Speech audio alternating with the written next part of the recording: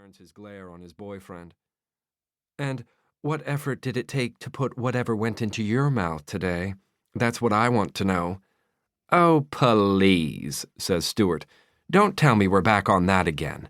I told you, it was a drink. One drink. He's my boss. How could I say no? You start with an N, and then you put an O after it. It's not difficult. Just because Antonio is your boss, it doesn't mean you have to mince after him every time he clicks his fingers. There are limits, you know. Stuart gets up from the table and picks up his empty plate. For God's sake, you can be so childish sometimes. I had a drink with my boss in a public bar. I didn't go down on him in the back of a taxi.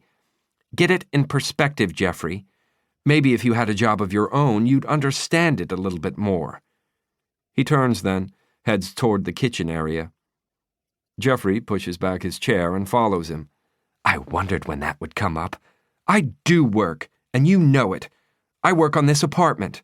I work on doing all your washing and cleaning and ironing. I do all the jobs you hate to do. If it wasn't for me, this place would be the stinking shithole it was before I moved in. So don't you tell me. I'm not denying what you do here, Jeffrey. I'm simply pointing out that you don't have an employer. You've never had an employer.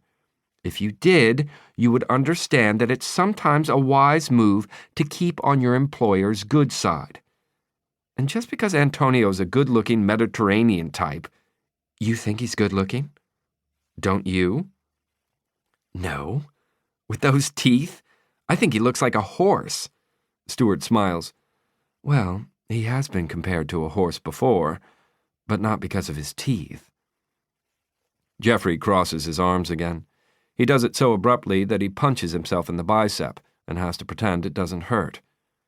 Oh, so now we're getting to it, he says. The sex angle. Which angle's that, Jeffrey? Do we need a protractor? Jeffrey has to resist the impulse to stamp his foot. He's done it before, and it only causes Stuart to laugh at him. You know, you're really starting to infuriate me. This is serious. I'd like to have a proper adult conversation about this, please. Stuart throws down his dishcloth and rounds on his partner. Well, we can have an adult conversation when you stop behaving like a child. Now, if you don't mind, I need to clear away all this food you didn't eat while you were sulking. So go away and come back when you're in a more civilized frame of mind. Right, thinks Jeffrey, as Stuart shows him the back of his head again. Right. He storms toward the apartment door, thinking, I'm going out. I'm going to find a bar and get drunk, and maybe even pick somebody up and go back to their place. I may never even come back here again.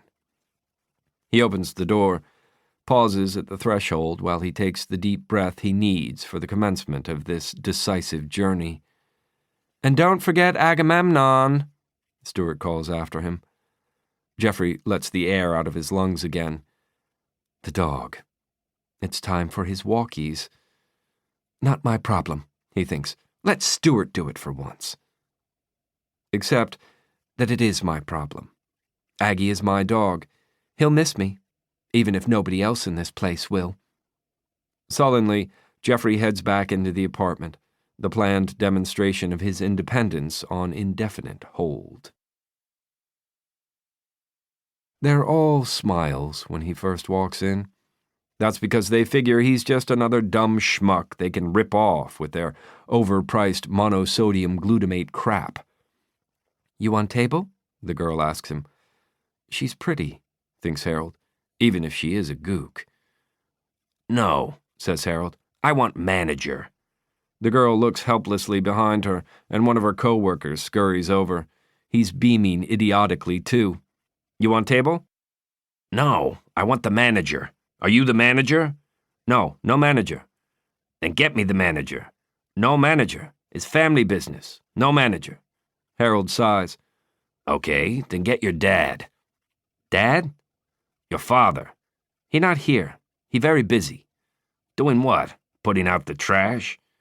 The young waiter simply blinks his lack of comprehension.